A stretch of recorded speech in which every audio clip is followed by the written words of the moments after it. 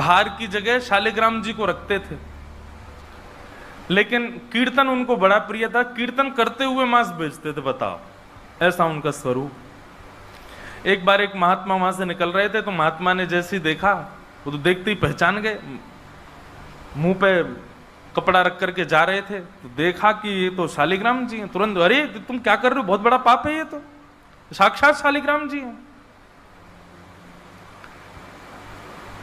उसने कहा महाराज मुझसे गलती होगी, मुझे तो पहचान है नहीं। बोले लाओ इनको मुझको दो। शालिग्राम जी ले लिए महाराज, जाकर के शुद्ध नदियों के जल से स्नान कराया, पंचामृत स्नान कराया, इत्र लगाया, चंदन लगा करके चांदी के सिंहासन पर बैठा के माला पधरा दी, ठाकुर जी का कीर्तन, बढ़िया खीर बना के भोग लगाई, और खूब रोए महात्मा। बोले कि नाथ आप भी कहाँ के कसाई के यहाँ बैठे थे, अब आप विराजो, प्रेम से रतन सिंहासन पर विराजो। ठाकुर जी विराज गए। रात्रि को महात्मा के स्वप्न में आए, और स्वप्न में आकर के बोले सुनो, सुबह होते ही हमको ले जाओ और हमको वो सदन कसाई के पास छोड़ के आओ। महात्मा बोले वहां प्रभु मांस बेचता है, वो आपको तोलता है, तोलने के लिए भार बना करके रखता है, आप उसके यहां क्या करेंगे।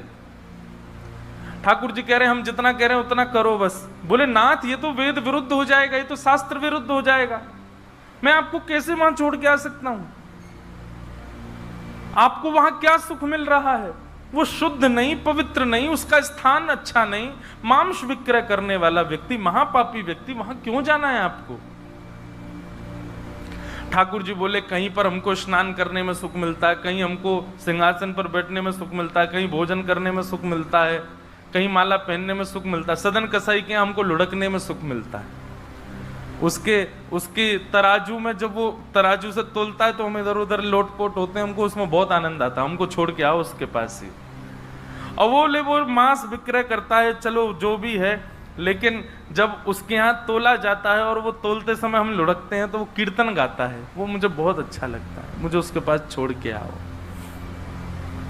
न जाने कौन से गुण पर दयानिधि रीझ जाते। सदन कसाई के पास महात्मा वापस आ गए और आकर के शालिग्राम जी देने। सदन कसाई बोलो नाथ यहाँ क्यों ले आए इनको दोबारा, यहाँ तो मांस बिकता हूं मैं, बहुत गंदा स्थान है ये। बोले धरो इनको अपने पास ही। ठाकुर जी रात में स्वप्न में आकर के कह के गए कि उनको तुम्हारे संग ही रहना है। हाथ पांव कांपने लगे, नेत्रों से अश्रुधार गिरने लगे सदन कसाई के। मन में विचार करते हुए कहता है कि मैं इतना पापी, इतना गंदा इंसान, और ये ठाकुर जी मुझसे मिलने के लिए मेरे पास चले आए। मैं इनके लिए इतना भी नहीं कर सकता कि ये दूषित काम ना करूं। ज्यादा से ज्यादा क्या होगा, भोजन ही तो नहीं मिलेगा मुझे, धन ही तो नहीं कमाऊंगा, लेकिन इससे बड़ा और धन क्या चाहिए कि ठाकुर जी मेरे से मिलने के लिए व्याकुल हो रहे हैं।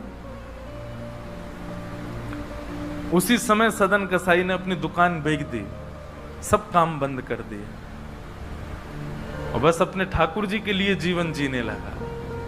आप मुझसे मिलने के लिए तड़प रहे थे नाथ, अब मैं तड़पूंगा आपसे मिलने के लिए, मैं आऊंगा आपसे मिलने के लिए। और निकल पड़े सदन कसाई जगन्नाथपुरी की ओर। पूछा लोगों से कहां है पुरी, लोगों ने दिशा बता दी। बोले वहीं विराज रहे हैं जगत के नाथ, वहीं विराज रहे हैं साक्षात नंदन नंदन। एक सदन कसाई निकल पड़ा जगन्नाथपुरी की यात्रा पर। और बस बार बार उसके मन में एक ही भावना आती है, आप मेरे से मिलने के लिए तड़पे थे, आप मेरे पास रहने के लिए तड़पे थे, मैं आऊंगा आपसे मिलने के लिए। और निकल पड़ा। कीर्तन की टोलियां जा रही हैं, वैष्णव जन नाचते गाते हुए जा रहे हैं। जैसे जैसे वैष्णवों की टोलियां और कीर्तन की टोलियां निकलती हुई देखे सदन कसाई, उसका मन हो कि मैं भी चला जाऊं। तो जो लोग पहचानते थे वो लोग कह देते थे अरे कसाई है ये। तो सब लोग उसको कहते भाई तुम हमसे दूर चलो, हमारी टोली में चलोगे, हमारे संग बैठ के खाओगे पियोगे, हम सब अपवित्र हो जाएंगे। जिस मार्ग पर सब लोग चल रहे हैं सदन कसाई उस मार्ग से उतर करके चल रहे हैं। कहीं मैं इस मार्ग पर चलूंगा, मेरे चलने से मार्ग अपवित्र हो जाएगा। और स्मरण कर रहे हैं महाप्रभु श्री जगन्नाथ जी का। सदन कसाई चलते जा रहे हैं, एक मार्ग से उतर करके चल रहे हैं, निष्ठुर मार्ग पर चल रहे हैं और बस स्मरण कर रहे हैं श्री जगन्नाथ महाप्रभु का। चलते चलते चलते एक नगर में पहुंचे। रात्रि का समय हो गया, शाम का समय हो गया। तो एक भवन बना था, घर बना था, उसी के बाहर ही सदन कसाई बैठ गए। सदन कसाई का रूप बहुत सुंदर था। नेत्र, उनके केश, उनके मुख की आकृति, उनकी भुजाएं बहुत सुंदर थे। भले ही कसाई थे पर सुंदर थे।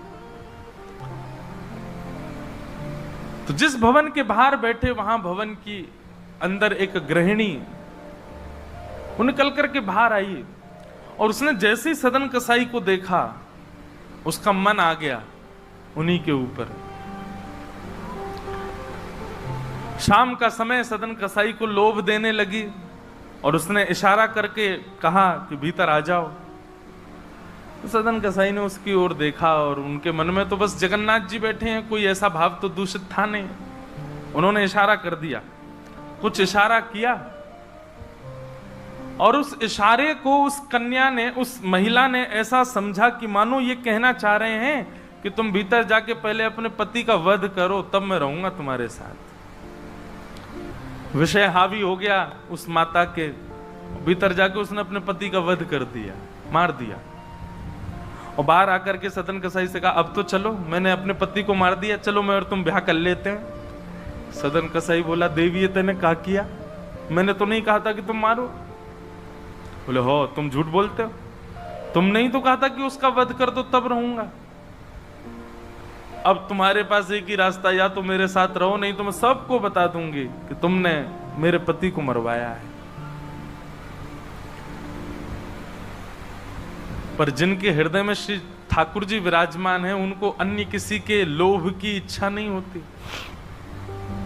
उन्होंने कहा, ज्यादा से ज्यादा मार दोगी मुझको और क्या, बदनामी होगी, सब होगा, लेकिन मैं अपनी स्थिति से नहीं हट सकता। और उन्होंने अस्वीकार किया। और हुआ वही, उसने हल्ला मचा करके सबको इकट्ठा कर दिया, मेरे पति को इसने मरवा दिया और ये आदि आदि सब कर दिया। सदन कसाई को बंदी बना करके राजा के सामने प्रकट कर दिया। राजा के यहां उसको प्रस्तुत कर दिया, बंदी बना दिया। और बंदी बना करके कहा कि आप स्वीकार करते हैं कि आपने ये अपराध किया है इनके पति को मारने का? सदन कसाई कुछ नहीं बोला। बोले, क्योंकि पक्ष तो पूरा उन्हीं की तरफ जाने वाला, मैं कितना भी मना करूं, मैं सफाई क्या दूंगा, मैं कैसे प्रस्तुत करूंगा, मैं विवाद कैसे करूंगा? वैष्णव का स्वरूप होता विवाद में नहीं पड़ता। वो चुपचाप खड़े रहे, बस मुस्कुराते रहे। बोले, अब सत्य तो ठाकुर जी जानते हैं, मैं अब आपको कैसे बताऊं कि मैंने नहीं किया? मैं कहूं कि मैंने नहीं किया तो मेरे पास कोई प्रमाण नहीं है ना देने का कि मैंने नहीं किया। और प्रमाण देने के लिए, इकट्ठा करने के लिए, इतने प्रपंच में पढ़ने के लिए मैं नहीं निकला हूं। मैं तो जगन्नाथ जी से मिलने के लिए। आपको जो दंड देना है, बस मृत्यु दंड मत देना, बाकी जो दंड देना है दे दो, मुझे जगन्नाथ जी का दर्शन करना है।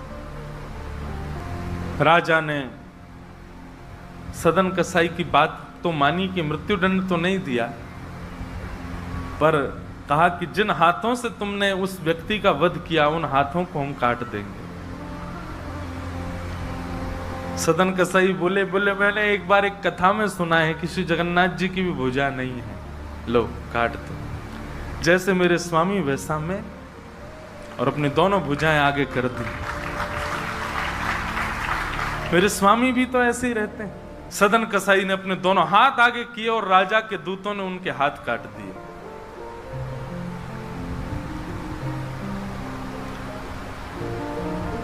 पीड़ा में नहीं है, प्रसन्नता में है। आंसू तो निकल रहे हैं नेत्रों से, पर प्रसन्नता के आंसू हैं कि नाथ, आपने किसी रूप में तो मुझे स्वीकार किया। चलते जा रहे हैं, रक्त बह रहा है दोनों तरफ से। बस रास्ते में एक ही प्रार्थना कर रहे हैं, नाथ, है तो ये शरीर ही, और यही माध्यम है मुझे आपके दर्शन का। इसमें जो ये पीड़ा हुई है, जो रक्त संचार हो रहा, रक्त जो निकल रहा है, बस इससे केवल ठाकुर जी इतना रक्त बचने देना भीतर कि मैं जगन्नाथपुरी पहुंच जाऊं, आपका दर्शन कर लूं, उससे पहले मेरे प्राण ना निकल जाए। और चलते जा रहे हैं। जैसे ही श्री क्षेत्र में उन्होंने प्रवेश किया, और जैसे ही प्रवेश किया ब्रह्म वेदी पर श्री जगन्नाथ जी झूमने लगे। पुजारियों ने जाकर के कहा, महाप्रभु जी आज्ञा करें, आप इतने प्रसन्न क्यों हैं? बोले, मेरा एक भक्त आया है, वो बेचारा बहुत कष्ट में है, आप लोग तुरंत पालकी लेकर के जाइए, उसको लेकर के आइए यहां पर। पुजारी सब पालकी लेकर के दौड़े और पुरी में प्रवेश कर रहे वैष्णवों से पूछने, अरे भैया महाप्रभु जी का कोई भक्त आया है क्या? महाप्रभु जी ने पालकी भेजी है उसको ले जाने के लिए। महाप्रभु जी आज बड़े प्रसन्न हैं, उनका कोई परम वैष्णव भक्त आया है। तो सदन कसाई ने जैसे ये बात सुनी कि पुजारी हल्ला कर रहे हैं, कोई बहुत बड़ा भक्त आया है, महाप्रभु जी ने उसके लिए पालकी भेजी, तो सदन कसाई इतने खुश हो गए, बोले आज ठाकुर जी के दर्शन तो होंगे, उनके एक प्रिय भक्त के भी दर्शन हो जाएंगे, कितना मेरा सौभाग्य होगा। और रही बात, मैं तो बहुत बड़ा पापी हूं, मैं तो रास्ता भर यही सोचता आ रहा था कि मैंने इतना पाप किया, इतना मांस बेचा है जानवरों का, महाप्रभु जी पता नहीं मुझसे नाराज होंगे, पर आज लगता है कोई परम वैष्णव भक्त आया तो महाप्रभु जी का मूड बढ़िया होगा, आज प्रसन्न होंगे। तो प्रसन्न मुद्रा में ठाकुर जी बैठे होंगे, तब मैं दर्शन करूंगा तो मेरे सारे अपराधों को क्षमा कर देंगे। वहां तो भीड़ लग गई पालकी के पास में, बोले हम हैं परम भक्त, और वो सदन कसाई दूर ही खड़े हैं, बोले इनमें से कोई होगा जो पालकी में बैठेगा, आज पहले उसको प्रणाम करूंगा फिर महाप्रभु जी को करूंगा। वहां तो इतनी भीड़ लग गई कि पंडा पुजारी पालकी लेके जान बचा के भागे वहां से, क्योंकि सबको लगता है कि हमसे बड़ा भक्त तो कोई है ही नहीं। पालकी खाली लौट करके आ गई। महाप्रभु जगन्नाथ जी बोले, तुम खाली आ गए, लेके नहीं आए उनको?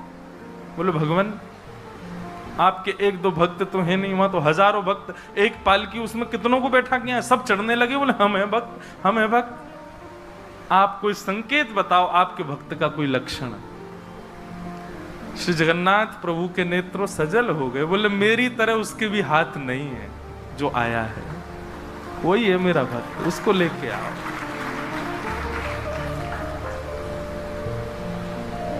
पुजारी पालकी लेकर के दोबारा गए।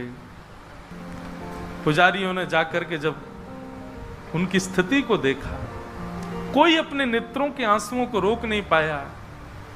बार बार महाप्रभु जगन्नाथ जी को प्रणाम करें, कितने दयालु हैं नाथ, कितने कृपालु हैं आप। सदन कसाई को जाकर के पुजारियों ने उठाया, बोले चलो महाप्रभु जी ने तुम्हारे लिए पालकी भेजी।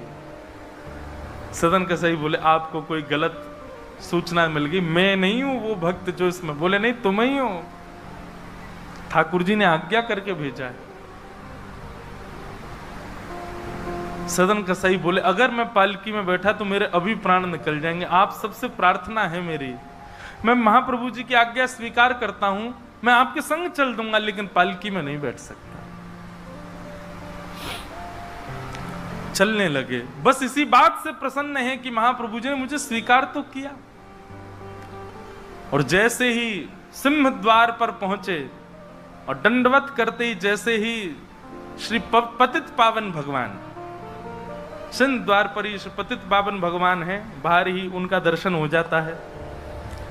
उनको देखा, देखते ही बोले ये पतित पावन भगवान है, श्री जगन्नाथ जी के ही समरूप हैं, पहले इनका दर्शन करते हैं फिर जगन्नाथ जी का दर्शन होता है। जैसे ही दंडवत किया, अभी तक तो उनको ग्लानि नहीं थी कि मेरे हाथ नहीं है, पर अब दंडवत करते समय उनको तनिक एक ग्लानि सी हुई, काश मेरे हाथ होते तो मैं भी ऐसे दंडवत करता, दोनों भुजाएं आगे कर लेता। और इस भाव से जैसे जो शेष भुजा थे थोड़े से, उनको आगे करके रुदन करने लगे सदन कसाई। इतने में ही उनके भुजा निकल करके आ गई और ठाकुर जी ने भुजा प्रदान करके उनके दंडवत को स्वीकार किया। श्री जगन्नाथ महाप्रभु की। ऐसे महाबाहो, ऐसे हमारे महाप्रभु श्री जगन्नाथ।